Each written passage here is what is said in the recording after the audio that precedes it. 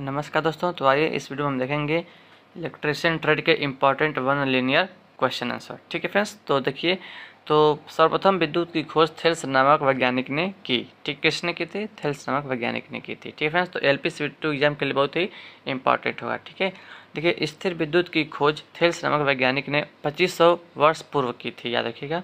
उसके बाद देखिए, सर्वप्रथम चल विद्युत की खोज रासायनिक क्रियाओं के द्वारा वोल्टा नामक वैज्ञानिक ने की। सेल का आविष्कार वोल्टा ने किया, जिसका नाम वोल्टा पाइक या वोल्टाइक सेल रखा गया। वोल्टा के बाद या पश्चात फैराडे नामक वैज्ञानिक ने धात्विक चालक द्वारा चुंबकीय बल रेखाओं का लगातार छेदन कर चल विद्युत का उत्पादन किया। जनित्र तथा DC मोटर का आविष्कार माइकल फैराडे ने किया। ठीक है, सुरक्षा चिन्ह 4 प्रकार के होते हैं। सफ़ेद धरातल पर यानी कि वाइट बैकग्राउंड पर काला चिन्ह निषेधात्मक अथवा नकारात्मक चिन्ह को व्यक्त करता है और नीले धरातल पर सफ़ेद चिन्ह सकारात्मक अथवा आवश्यक चिन्ह को व्यक्त करता है। पीले धरातल पर काला चिन्ह सावधानी अथवा सचेतक चिन्ह को व्यक्त करता है। ठीक है ना। हरे धरातल पर सफ़ेद चिन्ह सूचनात्मक चिन्ह को व्यक्त करता है। फेज तार को हमेशा स्विच से नियंत्रित करना चाहिए, याद रखिएगा। जो स्विच होता है वो हमेशा कौन सा तार में जोड़ा जाता है? तो फेज तार में। ठीक है, विद्युत कार को ऊंचे टावर पर कार्य करते समय सुरक्षा पेटी यानी सुरक्षा बेल्ट का उपयोग करना चाहिए। विद्युत कार्य या चालू लाइन पर कार्य करते समय इंसुलेटेड औजार का प्रयोग करना चाहिए। सामान्यतः 90 वोल्ट से अधिक की सप्लाई पर विद्युत का झटका लगता है। विद्युत झटका लगने का कारण है विद्युत धारा की तीव्र गति, जो प्रकाश की चाल के बराबर है। विद्युत धारा की गति 3 × 10⁸ मीटर प्रति सेकेंड है, यानी कि 3 लाख किलोमीटर प्रति सेकेंड भी कह सकते हैं इसको। ठीक है ना। आइए आगे बढ़ते हैं दोस्तों। विद्युत झटके से बचाव के लिए यूरोपीय देशों में पनडुब्बियों, जलयान व थलयानों आदि में सप्लाई वोल्टेज का मान 110 वोल्ट रखा जाता है। कृत्रिम श्वास की 3 विधियां हैं। पहला सिल्वेस्टर, दूसरा साइफर, तीसरा है माउथ टू माउथ कहते हैं, मुंह से मुंह विधि। सिल्वेस्टर, साइफर और मुंह से मुंह विधि। आग लगने के प्रमुख 3 कारक हैं: ईंधन, ताप और ऑक्सीजन। ठीक है, इन तीनों में से कोई भी एक जो है अनुपस्थित रहेगा तो आग नहीं लगेगा। ठीक है, आग की 4 श्रेणियों ABCD को ईंधन यानी कि ज्वलनशील पदार्थ के आधार पर बांटा गया है। किसी पदार्थ में लगी आग को बुझाने की 2 विधियां हैं। पहला है शीतलन, दूसरा है चीकरण।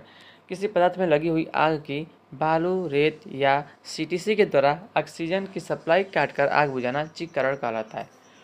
ठीक है, और दोस्तों उसके बाद देखें कि CTC का पूरा नाम कार्बन टेट्राक्लोराइड है तथा इसमें ब्रोमो क्लोरो डिफ्लोरोमीथेन नामक द्रव भरा होता है। ठीक है, मानकों का निर्धारण करने वाली संस्था मानकीकरण कहलाती है। विभिन्न देशों में मानकीकरण के लिए अनेक संगठन है, मानक संगठन तथा देश दिए गए हैं। देखिए फिर BIS, इसका फुल फॉर्म होता है ब्यूरो ऑफ इंडियन स्टैंडर्ड। ठीक है ना, ये भारत का है। ठीक है, ठीक है, याद रखिएगा, ब्यूरो ऑफ इंडियन स्टैंडर्ड नाम है। और ISO का फुल फॉर्म होता है इंटरनेशनल स्टैंडर्ड ऑर्गेनाइजेशन, यानी कि अंतर्राष्ट्रीय मानक संगठन। उसके बाद है JIS, जापान का व्यावसायिक संगठन है। ठीक ना, जापान का। उसके बाद है BIS, ब्रिटिश स्टैंडर्ड संस्था है, ये ब्रिटेन का है। DIM, इसका फुल फॉर्म पूछ लेता है दोस्तों, तो DIM का फुल फॉर्म क्या है? ड्यूस इंडस्ट्री नॉर्मेन। ठीक है ना, तो ये जर्मनी का है। उसके बाद अगला है GOST, ये है रूस का। उसके बाद है ASA, ये है अमेरिकन स्टैंडर्ड्स एसोसिएशन, अमेरिका का है। ठीक है फ्रेंड्स, और देखिए यहाँ पर उसका फुल फॉर्म देखिए फ्रेंड्स, ITI का फुल फॉर्म क्या होता है, या ITC भी कर सकते हैं। ITI का फुल फॉर्म होता है औद्योगिक प्रशिक्षण संस्था। ठीक है फ्रेंड्स, और मतलब अगर ITC रहेगा तो औद्योगिक प्रशिक्षण सेंटर। ठीक है, NIMI का फुल फॉर्म क्या होता है? राष्ट्रीय अनुदेशात्मक माध्यम संस्था। NCVT का फुल फॉर्म होता है national counselling vocation of training. ठीक है, NCVT का फुल फॉर्म होता है। तो दोस्तों, अगर अभी तक आपने जो है चैनल को, द चैंपियंस चैनल को, अपने चैनल को सब्सक्राइब नहीं किया दोस्तों, तो सब्सक्राइब जरूर करिएगा। ठीक है फ्रेंड्स, आप पहले बार आए तो सब्सक्राइब करिएगा। वीडियो पसंद आएगा तो वीडियो को लाइक करिएगा। ठीक है दोस्तों, चलिए आगे बढ़ते हैं। IDBI का फुल फॉर्म होता है भारतीय औद्योगिक विकास बैंक। ठीक है, DGET का फुल फॉर्म होता है डायरेक्ट जनरल एम्प्लॉयज ट्रेनिंग। ठीक है, आइए अब आगे बढ़ते हैं। केवल एक ही प्रकार के परमाणुओं से बने पदार्थ तत्व कहलाते हैं, जैसे लौह, कार्बन। ठीक है, लौह, कार्बन। 2 या 2 से अधिक प्रकार के परमाणुओं के रासायनिक संयोग से बने पदार्थ यौगिक कहलाते हैं। परमाणु का केंद्रीय सघन भाग नाभिक कहलाता है। प्रोटॉन तथा न्यूट्रॉन परमाणु के नाभिक में अंतराण्विक जो है बल द्वारा वो बंधे होते हैं। आवेश का मतलब कूलाम होता है। प्रोटॉन पर +1.6 × 10⁻19 कूलाम आवेश होता है। न्यूट्रॉन आवेश रहित होता है। इलेक्ट्रॉन पर -1.6 × 10⁻19 कूलाम आवेश होता है। इलेक्ट्रॉन में दो प्रकार की गतियां विद्यमान होती हैं, एक चक्रण तथा दूसरी कक्षीय गति। परमाणु की प्रथम 4 कक्षाओं में इलेक्ट्रॉनों का वितरण 2n² के नियम के अनुसार जो है होता है। परमाणु की अंतिम कक्षा में 8 से अधिक और उससे पहली कक्षा में 18 से अधिक इलेक्ट्रॉन नहीं होते। चालकों की अंतिम कक्षा में 1, 2, 3, 5, 6, 7 इलेक्ट्रॉन होते हैं। ठीक है दोस्तों, अगर आप इसका PDF चाहते हैं तो PDF के लिए जो है संपर्क करिएगा जो है मतलब 9889792300 पर आप जो है व्हाट्सएप कर दीजिएगा। ठीक है फ्रेंड्स, तो इसका PDF केवल मात्र 25 रुपये में आपको इसका पड़ेगा। ठीक है दोस्तों, बहुत सारे कोर्स लोग बेचते हैं दोस्तों, बहुत महंगे में बेचते हैं, लेकिन मैं केवल 25 रुपये में आपको दूंगा। ठीक है, चलिए। और चालकों की अंतिम कक्षा में 4 इलेक्ट्रॉन होते हैं और चालकों की अंतिम कक्षा में 8 इलेक्ट्रॉन होते हैं। ठीक है दोस्तों, तो एक टेलीग्राम ग्रुप भी है, उसको आप ज्वाइन कर लीजिएगा, द चैंपियंस के नाम से, जिसका लिंक आपको इस वीडियो के कमेंट बॉक्स में आपको मिल जाएगा। ठीक है दोस्तों, उसमें भी मैंने कई सारे PDF शेयर किए हैं। ठीक है दोस्तों, केवल लेकिन जो ये वाला PDF है ये वाला पेड है। ठीक है, आगे बढ़ते हैं। किसी तत्व के परमाणु में विद्यमान इलेक्ट्रॉन अथवा प्रोटॉन की संख्या परमाणु संख्या कहलाती है। किसी तत्व के परमाणु में नाभिक में विद्यमान प्रोटॉन्स तथा न्यूट्रॉन्स की संख्या कुल संख्या उसका जो परमाणु भार या द्रव्यमान संख्या कहलाती है। प्रमुख अर्धचालकों के नाम है जर्मेनियम और सिलिकॉन। ठीक है, सेलेनियम भी एक होता है। इलेक्ट्रॉनों के प्रवाह की दर को विद्युत धारा कहते हैं। विद्युत धारा की दिशा धन से ऋण तथा इलेक्ट्रॉन की जो दिशा होती है वो ऋण से धन की ओर होती है। ठीक है ना, धारा की दिशा धन से ऋण की तरफ होती है, लेकिन जो इलेक्ट्रॉन की दिशा होती है वो ऋण से धन की तरफ होती है। ठीक है, किसी चालक में मुक्त इलेक्ट्रॉनों का प्रभाव विद्युत वाहक बल के कारण होता है। ठीक है, आगे बढ़ते हैं फ्रेंड्स। देखिए, पदार्थ का वह छोटे से छोटा कण जो रासायनिक क्रिया में भाग ले सके अथवा पृथक किया जा सके, वह स्वतंत्र रूप में विद्यमान न रह सके, परमाणु कहलाता है। ठीक है, मुक्त इलेक्ट्रॉनों की बहुलता वाली वस्तु ऋणावेशित तथा इनकी कमी वाली जो वस्तु होती है वो धनावेशित कहलाती है। विद्युत धारा प्रवाह में आने वाली बाधा प्रतिरोध कहलाती है। प्रतीक होता है R तथा मात्रक होता है ओम। यदि किसी तार के टुकड़े को एक निश्चित मान का प्रतिरोध मान प्रस्तुत करने वाले पुर्जे का रूप दे दिया जाए तो वह प्रतिरोधक कहलाता है। PD यानी कि पोटेंशियल डिफरेंस और EMF यानी कि इलेक्ट्रोमैग्नेटिक फोर्स में क्या अंतर है? तो किसी चालक में विद्युत धारा का प्रवाह का मान 0 होने पर विभवांतर का मान 0 होता है, जबकि विद्युत वाहक बल का मान 0 होना आवश्यक नहीं है। ठीक है, विद्युत धारा की 2 किस्में हैं। प्रत्यावर्ती धारा होती है, एक DC होती है, अल्टरनेटिंग साइकिल और डायरेक्ट साइकिल। ठीक है, या अल्टरनेटिंग करंट और डायरेक्ट करंट। ऐसी विद्युत धारा 3 प्रकार की होती है। साइन वेव यानी कि ज्यात तरंग बोलते हैं, दूसरा होता है स्क्वायर वेव यानी कि वर्गाकार तरंग, और तीसरा होता है शॉर्ट टूथ वेव, इसको बोलते हैं आरी अथवा हेम्सा के धातु के समान तरंग। ठीक है, और DC विद्युत धारा 3 प्रकार की होती है।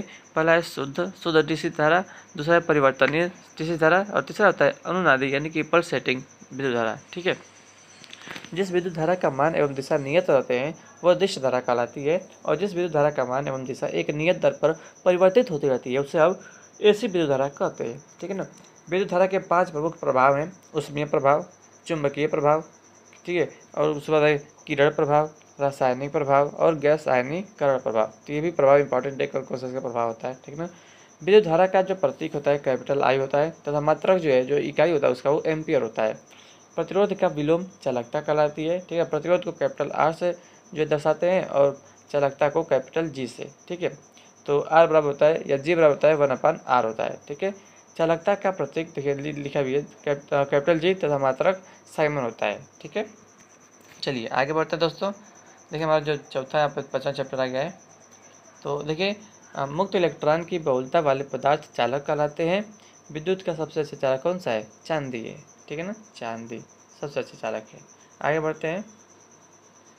टंगस्टन का उपयोग विद्युत बल्ब एवं फ्लोरोसेंट ट्यूब के फिलामेंट बनाने के लिए करते हैं। यूरेका व मैग्नीन का उपयोग प्रतिरोधक बनाने के लिए करते हैं। यूरेका का उपयोग ऊष्मा न पैदा करने वाले प्रतिरोधक बनाने के लिए करते हैं। हीटिंग एलिमेंट बनाने के लिए नाइक्रोम धातु का उपयोग की जाती है। मरकरी वेपर लैंप में वाष्प के रूप में पारे का प्रयोग किया जाता है। कार्बन का उपयोग प्रतिरोधक तथा मशीनों के ब्रश बनाने के लिए किया जाता है, उसे ब्रश या ब्रश कहेंगे। अचालकों की वोल्टेज सहन सीमा परावैद्युत सामर्थ्य डाइलेक्ट्रिक स्ट्रेंथ कहलाती है, वोल्टेज सहन सीमा। ठीक है, परावैद्युत सामर्थ्य को किलो वोल्ट प्रति mm यानी कि किलो वोल्ट प्रति मिलीमीटर में व्यक्त करते हैं। अभ्रक एक ऐसा अचालक पदार्थ है जो अग्नि तथा नमी से अप्रभावित रहता है। श्रेणी H का अधिकतम जो सुरक्षित तापमान होता है वो 180 डिग्री सेल्सियस होता है। ठीक है, नियत मान कार्बन प्रतिरोधक 1 ओम से 20 मेगा ओम तक बनाए जाते हैं। परिवर्तित मान कार्बन प्रतिरोधक 100 ओम से 5 मेगा ओम तक बनाए जाते हैं। वायर बाउंड नियत मान प्रतिरोधक 0.1 ओम से 50 किलो ओम तक बनाए जाते हैं। वायर बाउंड परिवर्ती मान प्रतिरोधक 5 ओम से 5 किलो ओम तक बनाए जाते हैं। ठीक है, बैंड टाइप प्रतिरोधक में तीसरी पट्टी गुणक को याद रखिएगा, तीसरी पट्टी गुणक को और चौथी पट्टी का रंग प्रतिशत सहन सीमा को व्यक्त करता है। सोल्डरिंग में जोड़े जाने वाली तीसरी धातु को फिलर धातु कहते हैं। एल्युमिनियम के जोड़ के लिए प्रायः AlCaP नामक सोल्डर प्रयोग किया जाता है। इलेक्ट्रिशियन के लिए प्रायः 66% टीन व 34% शीशा युक्त सोल्डर उपयुक्त रहता है। फ्यूज तार प्रायः 63% टीन 37% शीशा से तैयार की जाती है।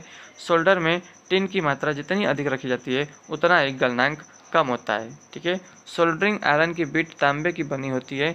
ब्रेजिंग में पीतल का टंका लगाया जाता है। सामान्य तापमान पर विद्युत धारा का वह अधिकतम मान जो किसी तार में से सुरक्षित रूप से प्रवाहित हो सके उस तार की विद्युत धारा वहन क्षमता कहलाती है। ठीक है ना, आइए आगे बढ़ते हैं। किसी तार के लिए विद्युत धारा का वह न्यूनतम मान जिस पर वह तार पिघल कर टूट जाए उसको हम क्या कहते हैं, उसे फ्यूजिंग विद्युत धारा, इसको फ्यूजिंग विद्युत धारा का मान कहलाता है।